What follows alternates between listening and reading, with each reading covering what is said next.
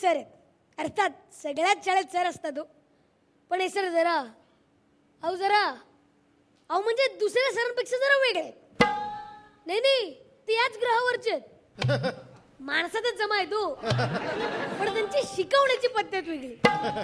म्हणजे ते कुठलाही विषय शिकवतील ना, त्याच्या आरपार घुसून तो विषय शिकवायचे.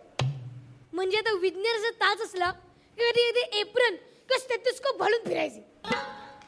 हो, गणिताच्या तासाला कधी कधी पायचं गोरसं गेटअप करून वर्गावर यायचे. ते दुसऱ्या वर्गातले मुलं या जादूगाराला म्हणून आमच्या वर्गात बघायला यायचे. अहो, एकदा असाच पहिला तास होता इतिहासाचा. धडा होता बाजी प्रभू आणि शिवाजी महाराजांची शेवटची भेट आणि पवनखिंडीची लढाई. बरोबर सकाळी 11 वाजता सर घोड्यावर आतमध्ये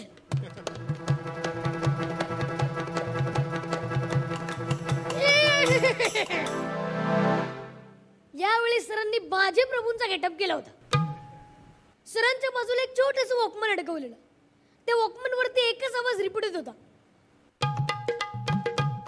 ला ला ला ला ला ला ला ला ला ला ला ला ला ला ला ला ला ला जी जी जी जी जी.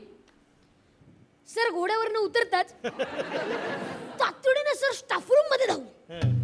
स्टाफ रूम मध्ये प्रिन्सिपल मॅडम उभे होता. सर प्रिन्सिपल मॅडमना बघून म्हणाले, आऊसाहेब आम्हाला आशीर्वाद आहे. आम्ही 9वी 10वीच्या वर्गात पवनखिंडीची लढाई करायला चाललो. आऊसाहेब आम्हाला आशीर्वाद दे. सर आमच्या वर्गात आले सर म्हणाले, मुलांनो आजचा प्रसंग बडा बाका आहे. बाकावर उभा करून मारेन तुला वाघ मारे.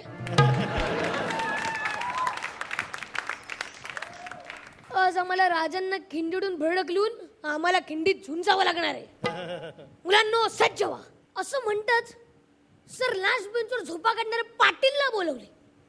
या पाटील रजे या पाटील रजे या.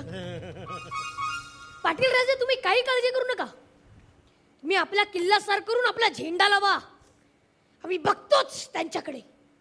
असं म्हणून तो पाटील बेंचवर गेला. पाटीलने सुद्धा सरना प्रतिसाद दिला.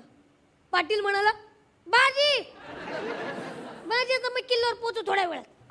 हा तिकडे गेल्यावर मस्त 1.5 तास झोप काढू. तू भेट असं म्हणून पवनखिंडीची लढाई सुरू झाली. हर हर महादेव. हे थांब थांब थांब थांब थांब. ला ला ला ला ला ला ला ला ला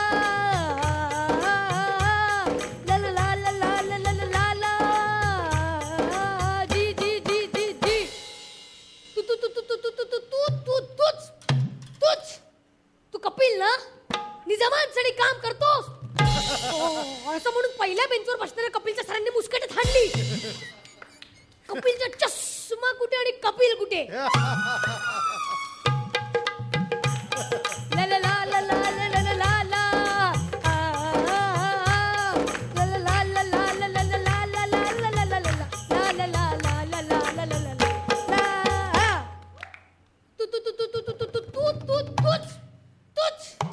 तू सानिका ना आमची खबर निजामांपर्यंत पोहोचवतेस. असं म्हणून सानिकाच्या झिपऱ्या खेचून तिला दरवाजावर आपटवला. सर एकदम तापले, एकदम भडकले. आम्ही छोट्या मुलांना सर निजाम समजून खटाखट मुस्कटत मारत होते. आम्ही सगळीकडे पळतोय. ए पळे पके पळ. ए डोळा लाल केला, डोळ्यात घातली काय त्याने छडी. काय चालले पिटलं वर चालले. ए बटन लावून चापटी मारची पोटावर. ए काय इकडे बटन वर रिपीट पडती. बाबा तिकडे वर चालले. सुसू कसली मार मुस्कट घेऊन चाल खाली. चल बाजूला.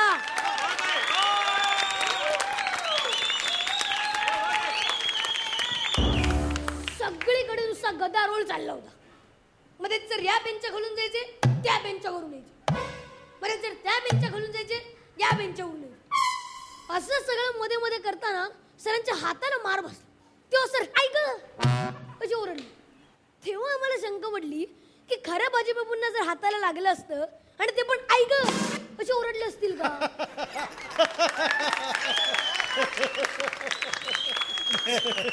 मग गदारोळात सर गायब झाले. दिसेनासे झाले. सगळे शोधतात. ए सर कुठे. कपिल सर कुठे. पप्पा सर. सुसू कसली मान मुस्कटात. सर कुठे. ए सरांना बघितलं. तू सरांना बघितलं. शेवटी आम्हाला कळलं की सर दरवाजाला आपटून खाली धारा तीर्थ पडले. सरांच्या वॉकमन मध्ये जेवढी बॅटरी होती तो फक्त वॉकमन गात होता.